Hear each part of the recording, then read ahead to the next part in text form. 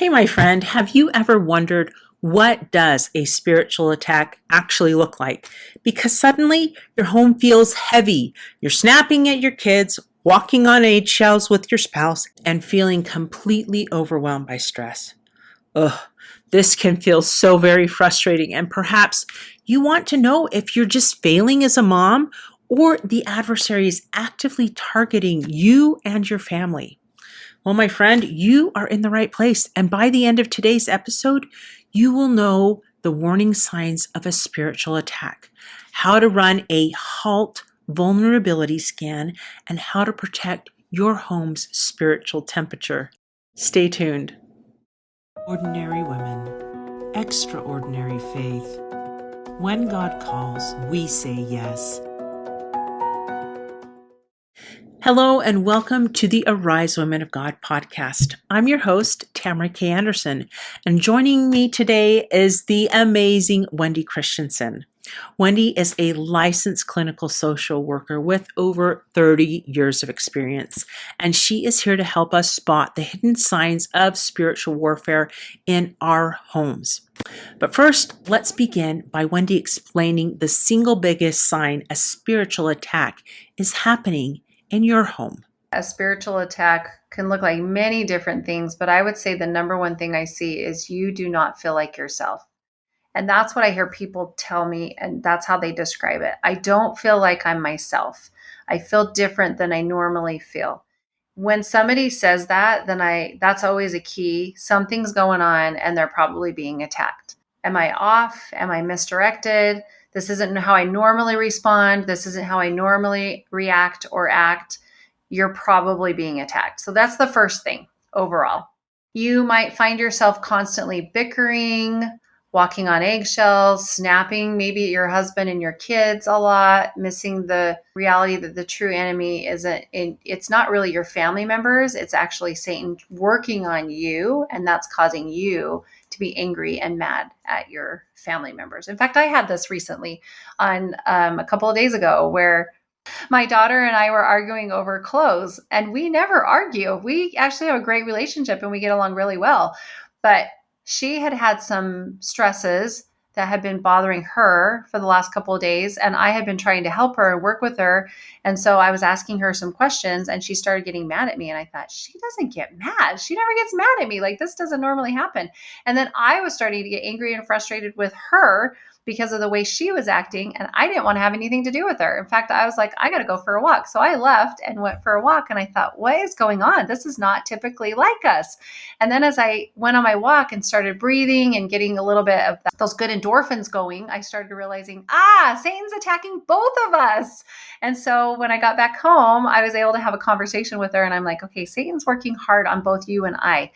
Let's look at why he's working on our relationship. And a big part of it was because she is going through a big change in her life right now. So she's under a lot of stress. And so, of course, when you're under a lot of stress or something big is happening, Satan is going to weasel his way in and he's going to attack. So it's kind of like this, you're doing this vulnerability scan where you're checking to go, okay, what's going on that is different or might be happening differently than what we normally are experiencing.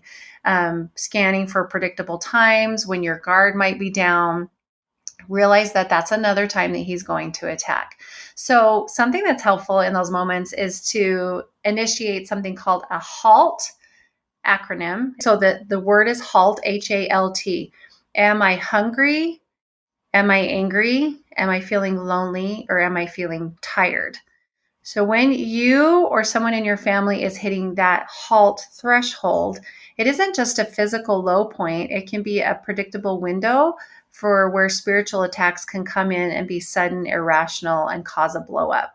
So sometimes hunger can do that. We call it being hangry. There's really a thing where Satan can come in when you're feeling hangry and attack you even more. When anger comes, like for us, we could tell it wasn't something, I could see it wasn't something that was normal for both of us. So I was able to step back and go, he's using anger as a tool against us. And this is not a typical normal thing.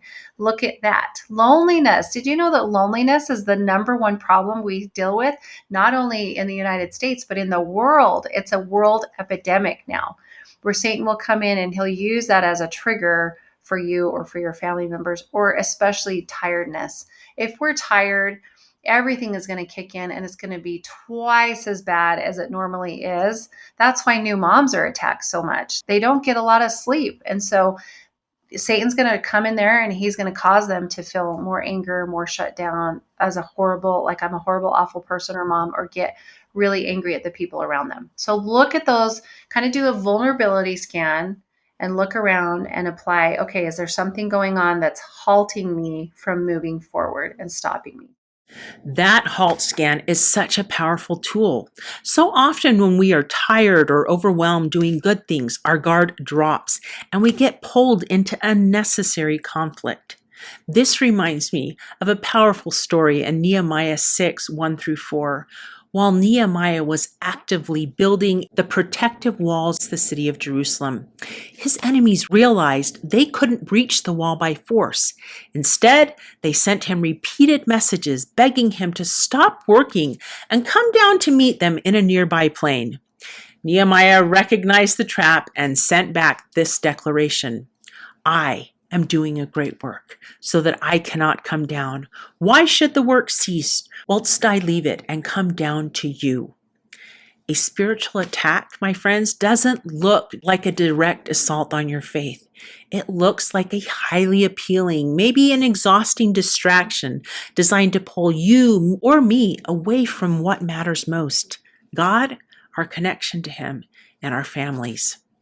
Have you ever felt completely overwhelmed because you were doing too many things? Sometimes good things can distract us from the better things God has called us to do. Many years ago, a mentor introduced me to a tool called the not to do list, and it has changed my life. Basically, you list out everything taking up your time, and then you prayerfully evaluate each item to see if you should keep, delegate, change, automate, or eliminate it. There were times I was prompted to eliminate things I loved, like when God told me to stop doing a radio show with two of my friends.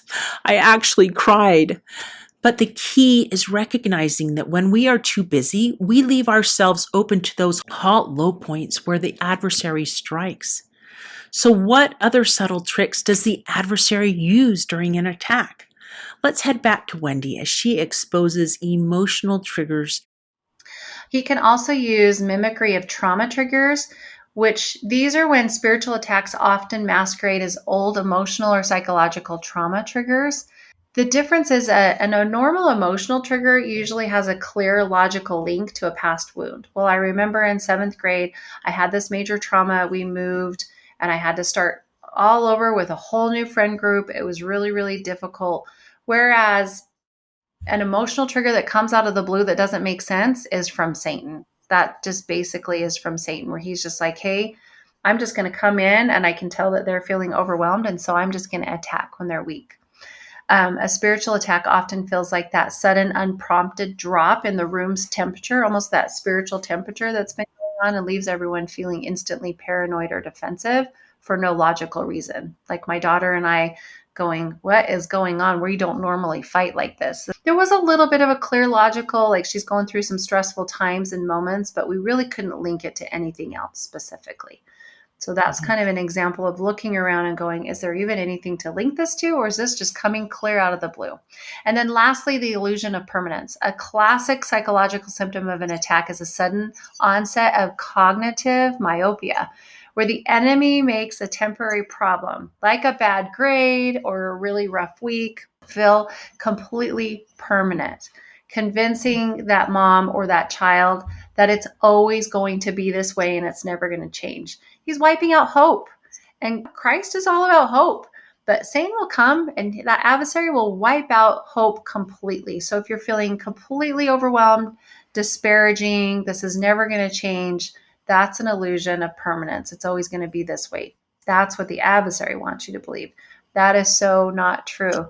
So anytime you're feeling any of these influences, cast it out, figure it out, take a deep breath, look at it for a minute. I went for a walk, right? That was something that I did to help me to calm down, to get back into a better mind shift. Then I came home and I said to my daughter, let's cast out the spirit of anger and let's repair what's been going on because I want to be on the same page with you. And that's exactly what we did.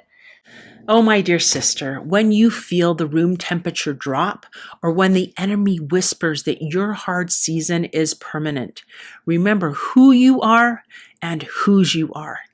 You have the capacity to step off the battlefield, take a breath, and command the spirit of anger and confusion to leave your home in the name of Jesus Christ. I testify that Jesus Christ is our strong tower. When you align your heart with Him, clear out the unnecessary busyness and stand guard over your family. No scheme of the adversary can prevail against your household. If you are ready to fortify your home, run your own HALT vulnerability scan, and reclaim your energy, Wendy and I want to put a powerful free resource directly into your hands. Down in the show notes below, click the link so you can download our free digital guidebook, A Mother's Spiritual Defense Guide, 6 Empowering Steps to Fortify Home and Family. Inside the bonus section, you will find our complete not to-do list template to help you prayerfully eliminate good distractions so that you can focus on the great work God has for you and your family. You'll also find our home sanctuary audit to help you adjust the spiritual temperature of your home, and our word-for-word Cast Out the Adversary prayer script. Download your free copy today and step boldly onto the wall of your home's defense with Jesus Christ by your side. Oh, my friend, you are not in this battle alone. Stand with Him and by Him. And until next time, may you arise and do it God's way, God strong. If today's episode helped you feel a little closer to God, please like and subscribe.